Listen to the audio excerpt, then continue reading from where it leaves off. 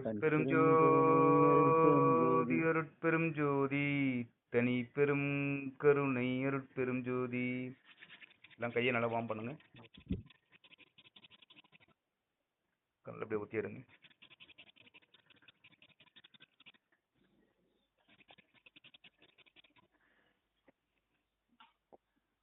Slowly open your eyes.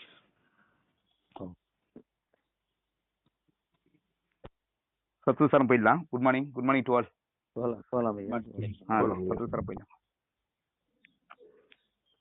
So இந்த வந்து நம்ம நூல் அறிவு பார்த்தீங்கன்னா பிழையின்றி தெரிஞ்சுக்கிட்டு தெளிந்து அறிவில் வந்து ஒரு விழிப்புணர்வு பெற்று நம்மளோட வாழ்வியலில் வந்து அதை பயன்படுத்தி பலன் அடையிறதுக்காக தான் அது சத்து விசாரம். அது வந்து நிஜமாலுமே நம்ம உடம்புக்கு வந்து உணவு எடுத்துக்கிட்டா எப்படி சத்து கிடைக்குதோ அதே மாதிரி இந்த சத்து விசாரமும் நமக்கு ஒரு சத்து கொடுக்கும். அந்த சத்து பார்த்தீங்கன்னா சுத்தோஷம் அதிகப்படுத்தும். இதோடைய ஆதாரம் எப்படின்னா நம்ம படிக்கக்கூடிய அதை பேசக்கூடிய அதை வந்து உள்ளார்ந்து அது நம்ம உடலும் மனமும் ஒன்றிய நிலையில அதை நம்ம வந்து ஆர்வமா நம்ம அதை கேட்டு படித்து அதை தெரிஞ்சுக்கிட்டோன்ற அந்த ஈடுபாடும் அதை கேட்கக்கூடிய நம்ம செவிக்கு உணவாக அமைந்து நம்ம உடம்புல சுத்தோஷம் உண்டு பண்ணும். அந்த நேரத்தில் நம்ம பசிப்பினியே நமக்கு பசி அதிகமாக இருந்தால் கூட அது நினைப்பும் வராது, அதுக்கான கிளாண்ட் மாற்றம் எதுவும் உருவாகாது. இதுவே நம்ம உலக காரியங்கள் இருக்கக்குள்ள நம்ம பசியை மறந்து நம்ம அந்த வேலையை செஞ்சோம்னா நம்ம உடம்புல வந்து அந்த கிளாண்ட் மாற்றம் உற்பத்தி ஆகி பசிக்கான கிளாண்ட் மாற்றம் வந்துடும். அது வந்து நம்ம உணவு கொடுக்கலாம், அந்த இடத்துல குற்றமாயிடும். பட் சத்து விசாரம் பண்ணக்குள்ள அதுக்கான கிளாண்டே அங்கே வந்து வேலை செய்யாது. பட் அந்த பசியை மறந்த நிலையில ஆனந்த நிலையில வந்து நம்ம திருச்சிட்டத்தை நோக்கி அந்த அந்த ஆட்டோமேட்டிக்காக நம்ம உயிர் அங்கே அதை நோக்கி பயணம் பண்ண ஆரம்பிக்கும். இந்த வெற்றிடத்தை நோக்கி பயணம் பண்ண ஆரம்பிக்கும். அதான் சத்து விசாரம் சொல்றாங்க. இந்த சத்து விசாரம்ன்றது வந்து பசிப்பினையே ஜெயிக்க வல்லது. ஸோ அதனாலதான் செவிக்கு உணவுன்றாரு. அதில் செவிக்கு உணவு அப்படின்றாங்க. அந்த செவிக்கு உணவுன்றது வந்து செவிக்கு உணவு இல்லாத போது சிறிது வயிற்றுக்கு ஏற்படும்ன்றாங்க. ஸோ அது அவ்வளோ பெரிய சத்து விசாரம் வந்து நம்ம ஒவ்வொரு வாரமும் நம்ம பண்றதுக்கு இறைவனுடைய திருவருளோட நம்ம பண்ணிட்டு இருக்கோம். அதுக்கு மிகப்பெரிய நன்றி.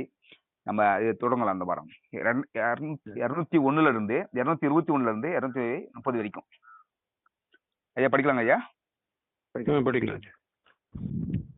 எம்மதம் எம்மிறை, ஒரே நிமிஷம் அதே இருக்கு. எம்மதம் எம்மிறை என்ப உயிர்த்திரள் அம்மதம் என்றருள் அருட்பெரும் ஜோதி. எம்மதம் எம் இறை உயிர்த்திரள் எம்ப உயிர்த்திரள் அம்மதம் என்றருள் அருட்பெரும் ஜோதி. ஒவ்வொரு மதத்தவரும் என்னுடைய கடவுள் அப்படின்னு சொல்லி எல்லாரும் வந்து பிரிஞ்சு வாழறாங்க. இப்படி அவங்க பிரிஞ்சு வாழற உயிர் திரளுடைய அளவில்லாததா இருக்குது. அந்த மதமும் அந்த எந்த அருள் அருட்பெருஞ்சோதி அருட்பெருஞ்சோதி நான் தான் வந்து இதெல்லாம் வந்து இருந்து செயல்படுறேன். கரெக்ட் தாங்க. அது வந்து எப்படி புரிஞ்சுக்கலாம் பாத்தீங்கன்னா, நம்ம இந்த ஒரு மதத்தார் வந்து அதுக்கு கடவுளுக்கு வந்து பிரம்மான்னு வைக்கிறாங்க, இன்னொரு மதத்தார் வந்து அல்லான்னு வைக்கிறாங்க, இன்னொரு மதத்தார் வந்து பரமபிதான்னு சொல்றாங்க. ஸோ இது வந்து வெவ்வேறு மதத்துல வெவ்வேறு நாமங்கள் சொல்லி அவரை நம்ம அழைத்தாலும் அந்த அந்த அந்த அந்த இறைவனா இருக்கிறது ஒருவர் தான். அவர்கள் நாமங்கள் ரூபங்கள் தான் மாறுதானாச்சும் இறைவனா இருக்கிறது ஒருவர் தான். அவர் தான் வந்து ஜோதி உருவமா அருப்பன் ஜோதியா இருக்கிறாருன்றது தான் அது பொருளா எடுத்துக்கிறாங்களா? ஆமாங்க. ஒரே அருட்பெருஞ்சோதி தான். அத வந்து உலக உயிர்கள்லாம் என்னுடைய குலம் இது, என்னுடைய இனம் இது, உயிர்கள்லாம் அப்படி பிரிஞ்சு வாழுது. ஆனா ஒரே அந்த திருச்சிற்றம்பலத்துல இருக்க அந்த அருட்பெருஞ்சோதி தான் இவ்வளவு உயிர்கள் இருக்குது. பட் அது வந்து இறைவன் ஒருவரேன்றத அருட்பெருஞ்சோதி ஆண்டவர் ஒருவன்றத நம்பிதான் ஆகணும். ஆமா, அதான் இயற்கையினுடைய நீதி, இயற்கையினுடைய உண்மை. அதுதான் அது தெரிஞ்சுக்கணுன்றதுக்காக தான் இவ்வளவு நாமங்கள் இவ்வளவு பேர்கள் வச்சிருந்தா கூட எல்லா மதத்திலையும் எல்லா இறைவனும் அன்பு தான் பொதிக்குது இல்லைங்களா? அன்பையும் கருணையை தான் பொதிக்குது. அன்பு பொதுவான அந்த அன்பு அந்த கருணை தான் வந்து அது எல்லா மதமும். ஆமா, எல்லா மதமும் அதுதான் பொதிக்குது. அதை வச்சு நம்ம தெரிஞ்சுக்கலாம் இறைவன் ஒருவர்ன்றதுதான். ஆமாங்க. இப்ப சப்போஸ் வந்து ஒவ்வொரு பேரும் வெவ்வேறா இருந்தாலும் சப்போஸ் பிரம்மா வேற, அல்லா வேற, இது பரமபிதா வேற அப்படின்னு சொல்லிட்டு வெவ்வேறு பேர்கள் இறைவன் இருந்திருந்தாங்கன்னா வெவ்வேறு குணங்கள் இருந்திருக்குமே. எல்லாருக்குமே அன்பு ஆமா கருணை தானே எல்லா மதத்திலையும் சொல்றாங்க. அப்ப எல்லா மதத்துக்கும் அன்பு கருணை தான் இறைவனுக்கு இலக்கணமா கொடுக்குறாங்க. அப்ப இறைவன்றது ஒருவர் தான். ஆமா அவரவர்களுக்கு ஒரு ஏற்ற பேர்களை நம்ம வந்து நம்மளா வச்சுக்கிறோம். நம்ம தான் வச்சுக்கலாம் பேரை. ஸோ இறைவனுக்கான நாமங்கள் அது பிரிஞ்சுட்டோம். கிடையாது. ஆமா நம்மளே பிரிஞ்சிட்டோம். ஆமா ஆமா ஆமா. ஸோ அது அருட்பெருஞ்சோதி ஆண்டவர் ஒருவர் தான் அப்படின்றது தான் இறைவன் அப்படின்றது தான் உண்மை. அதுதான் வந்து எம் அதான் மதம் எம் இறை என்ப உயிர்த்திரள்கள். அந்த உயிர்கள் எல்லாத்துலயுமே என்ன இருக்குன்னா இதை நம்பக்கூடிய எல்லா உயிர்களிலும் ஒரு உயிர் திரள் இருக்குது, உயிர் இருக்குது. அம்மதம் என்றொரு அருட்பெருஞ்சோதி, அந்த உயிரா இருக்கிறது அருட்பெருஞ்சோதி தான் இருக்கிறாருன்றாரு. ஆமா அவர் வெளியில இல்ல அப்படின்றதுதான் பொருள். நம்ம தவத்துல முக்கியமா சொல்றீங்களா, தவம் செய்வார் தம் கர்மம் செய்வார். கர்மம் தான் உயிர். உயிர் உயிர் உயிரை வந்து செய்யறோம். நம்ம தவம் செய்யறவங்களுக்கு மட்டும்தான் உயிர் வளரும். அது செய்யாத வேற ஏதாவது இருக்குது அப்படின்னு சொல்லி வேற வழியில போயிட்டாங்கன்னாக்கா அவங்க வந்து கெடுதி பண்றாங்க. அவர்களுக்கே மரணம். அவங்களுக்கு மரணம் ஆயிடுவாங்க. அதுவும் எதுக்கு உட்பட்டுனா ஆசைக்கு உட்பட்டு அவர்களுக்கான அவத்தியை அவர்கள் செஞ்சுக்கிறாங்கன்னு இருக்கும். அவங்க அவஸ்தையை வந்து உண்டு பண்ணிக்கிறாங்க, அவத்திகளை உண்டு பண்ணிக்கிறாங்க. Correct correct correct correct.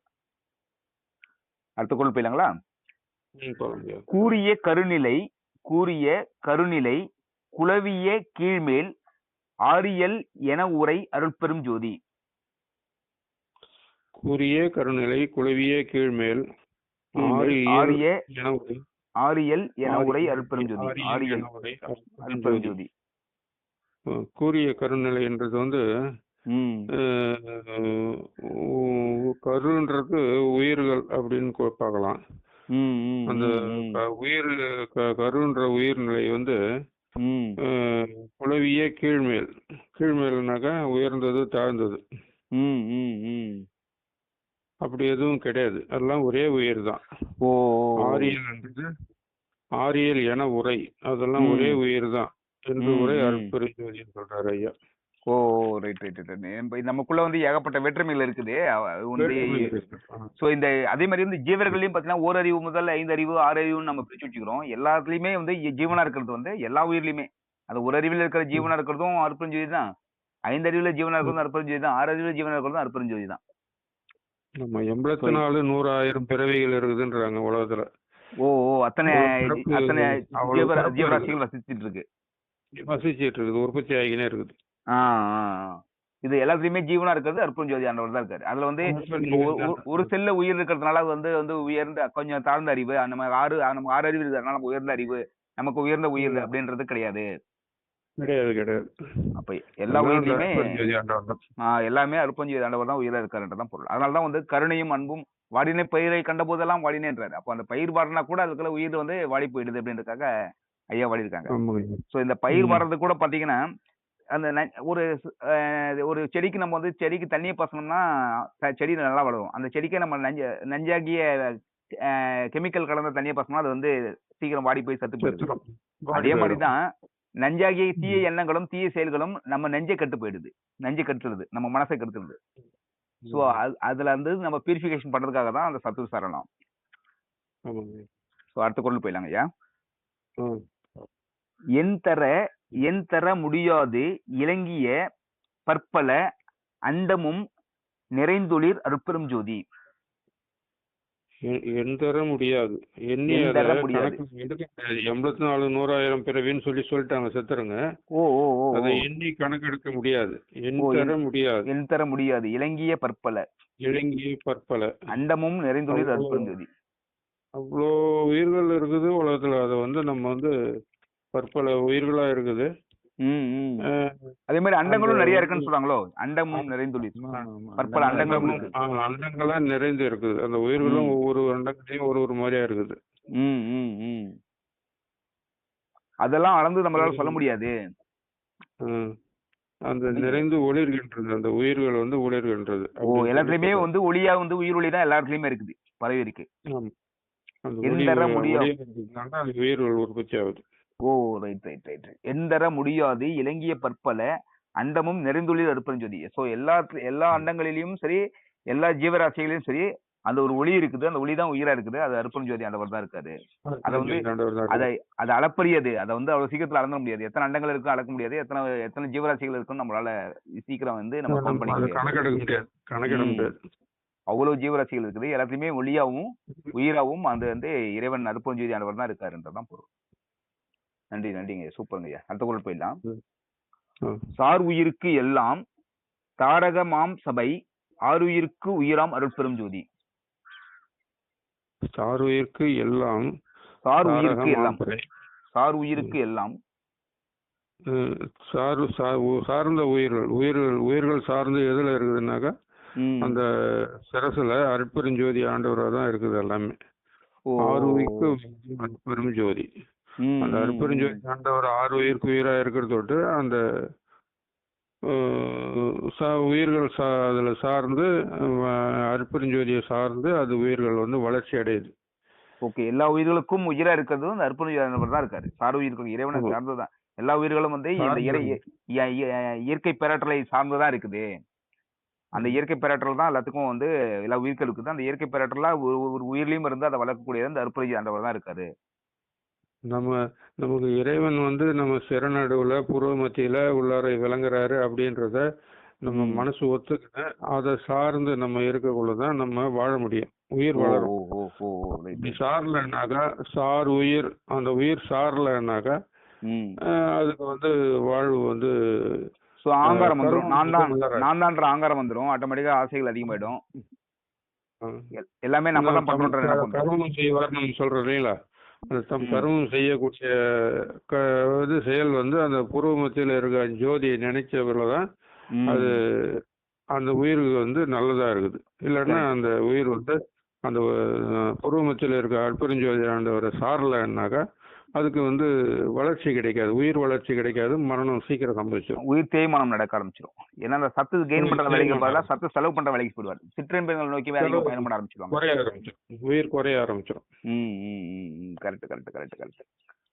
என்னைய கடைசி குரல் வாழி நீடுழி வாழி என்று என்னங்கம்மா? வாழி நீடூழி வாழி என்று ஒங்கு பேர் ஆழியை அளித்த அருட்பெரும் ஜோதி.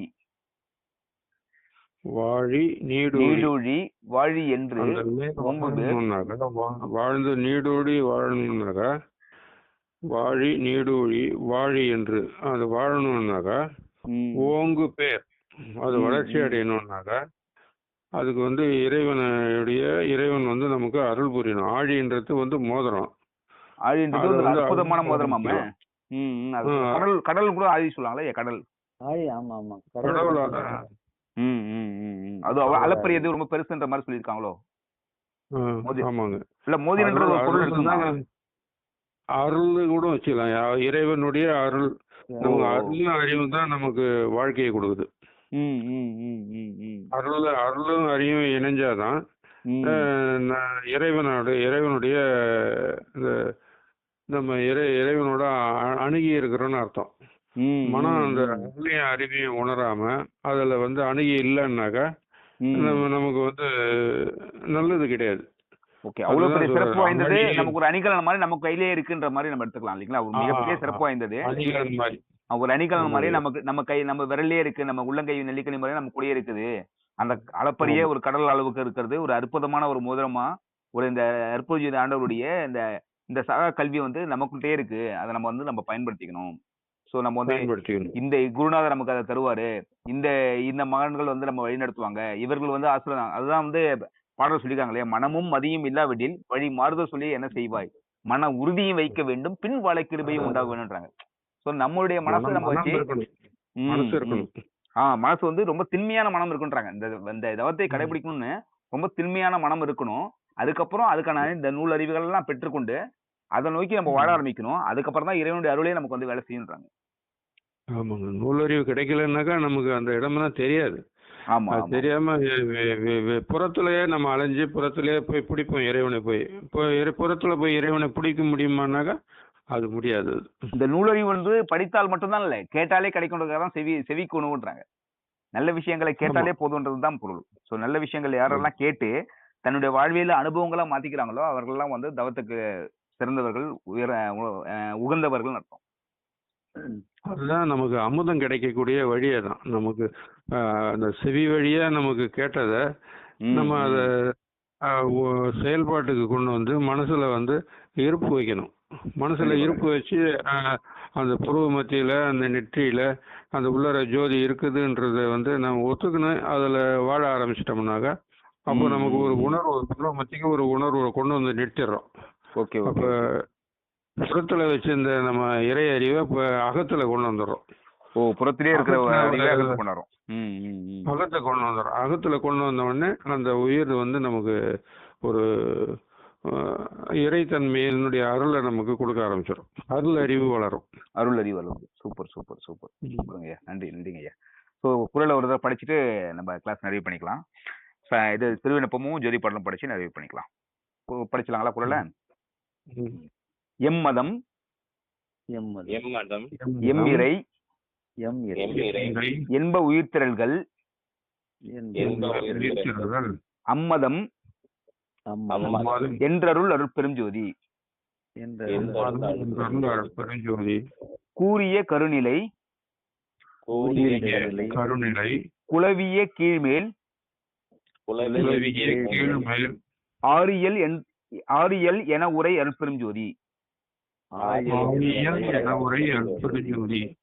என் தர முடியாது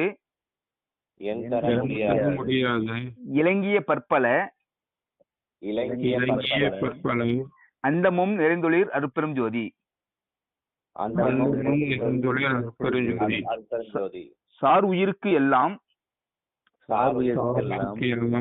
தாரகமாம் பறை ஆறுயிர்க்கு உயிராம் அருட்பெரும் ஜோதி. வாழி நீடூழி வாழி என்று ஓங்குபேர் ஆழியை அளித்த அருட்பெரும் ஜோதி. அருட்பெரும் ஜோதி அருட்பெரும் ஜோதி தனிப்பெரும் கருணை அருட்பெரும் ஜோதி.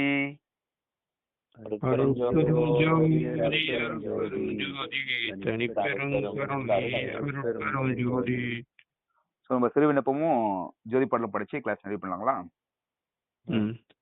ஒரு நிமிஷம்.